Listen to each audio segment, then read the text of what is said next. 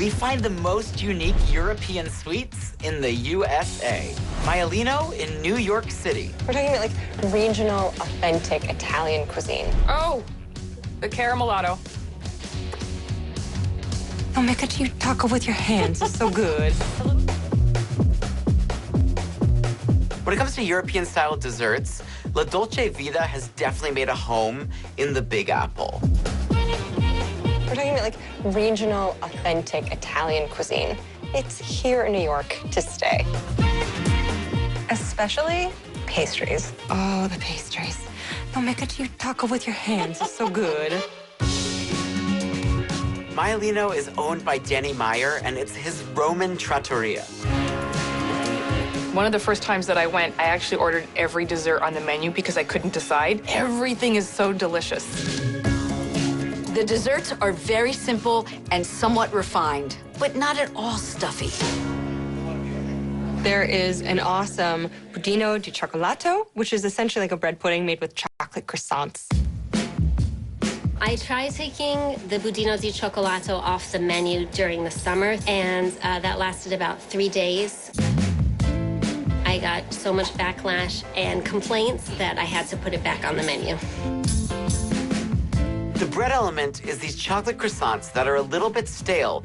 She cuts them into cubes, she puts them in a bowl, and she pours the custard over it.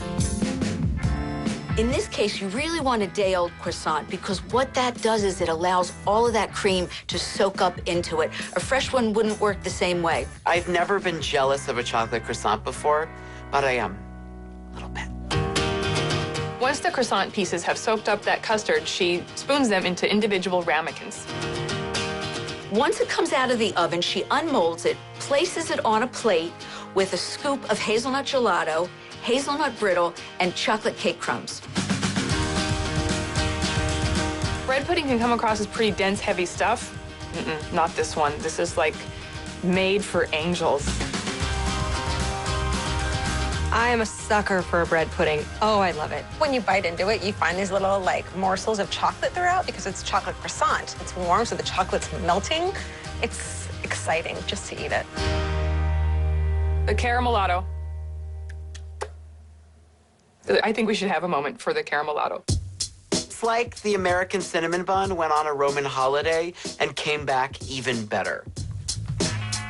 She makes the dough and it sits overnight, so it proofs and it gets fluffy and it gets jiggly. And then Rahel portions out the individual buns. Then on the bench, working with both hands, she shapes them into perfect rounds. She scoops toffee into the base of each muffin cup.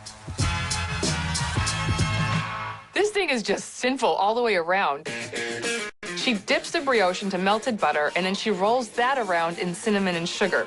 And then it goes into its little toffee bed. Then they're off to bake. What is better than a buttery ball of brioche bathed in toffee? When it comes to the table, you think, wow, this is going to be like this little sugar bomb.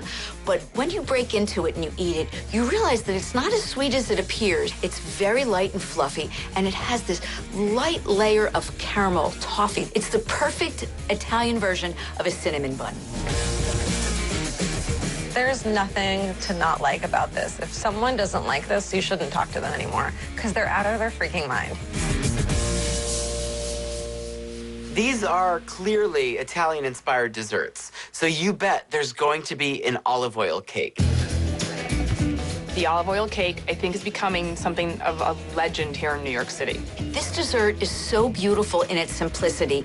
It's a slice of this moist, wonderful olive oil cake with a little scoop of vanilla mascarpone on top, and that's it. The olive oil adds not only flavor, but this wonderful moist texture to the cake. And she adds a lot of citrus elements. She uses the zest of 3 whole oranges. She uses orange juice. She uses some orange liqueur, but it's not overly fruity at all. If you've never had olive oil cake, imagine a pound cake, but juicy. It's just really simple, not complicated, really straightforward, and incredibly delicious.